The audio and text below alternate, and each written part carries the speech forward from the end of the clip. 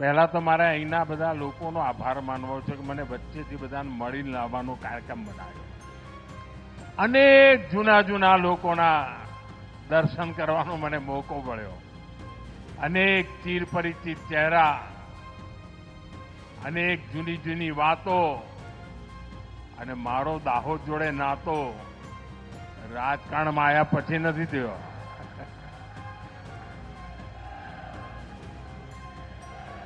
લગભગ 70 વર્ષ થયા હશે. બે ત્રણ પેઢીઓને સાથે નિકટતાથી કામ કરવાનો અવસર મળ્યો છે. અને આજે હું પરેલ ગયો. આ વખતે તો કદાચ હું 30 વર્ષ પછી પરેલ બાજુ ગયો. આખું પરેલ બદલાઈ ગયું છે.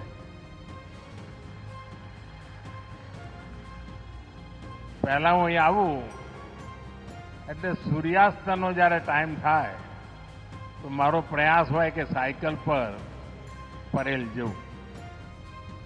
અને વરસાદ થયો હોય અને લીલોતરી થઈ હોય, નાની ટેકરીઓ, ત્યાંથી એક રસ્તો જતો હોય, એવી સાંજ મને આનંદદાયક લાગતી. અને પછી પરેલમાં, રેલવેમાં બધા જે ભાઈઓ કામ કરતા એમના ત્યાં કોઈના ત્યાં હાજના રોટલા ખાઈને પાછું આવવું. આટલો મારો નિકટનો નાતો. અને આજે પરેલની આન બાન શાન જોઈને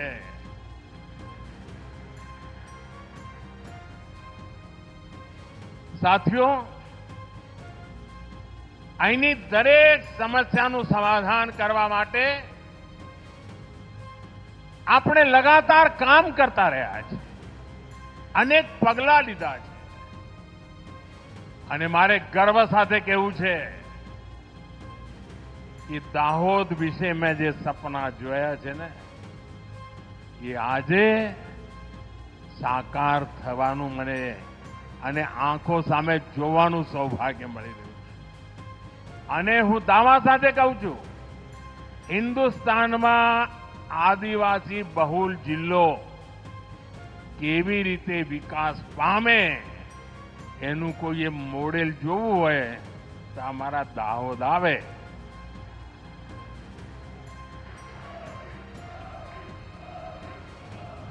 આદિવાસી જિલ્લામાં સ્માર્ટ સિટી બની વાત આવે એ જ લોકોને જરા નવતર લાગે.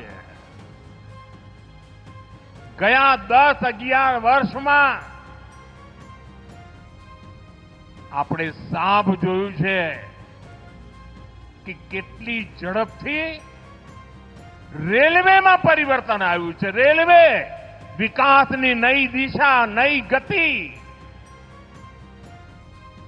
અને મેટ્રો સેવાઓનો વિસ્તાર કેટલો થઈ રહ્યો છે. સેમી હાઈ સ્પીડ રેલવે ભારતમાં તો કોઈનું નામ નહોતું લેતું.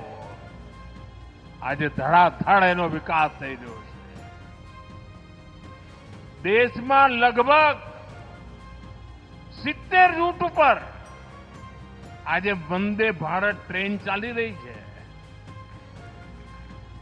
અને આજે આપણા દાહોદથી પણ અમદાવાદથી વેળાવળ સોમનાથ દાદાના ચરણોમાં આપણી આ વંદે ભારત ટ્રેન શરૂ થઈ છે. અને પહેલા તો આપણા દાહોદના ભાઈઓને ઉજ્જૈન જવાનું મન થાય, પાસે પડે ઉજ્જૈન. હવે આપને સોમનાથ માટેના દરવાજા ખુલી ગયા છે.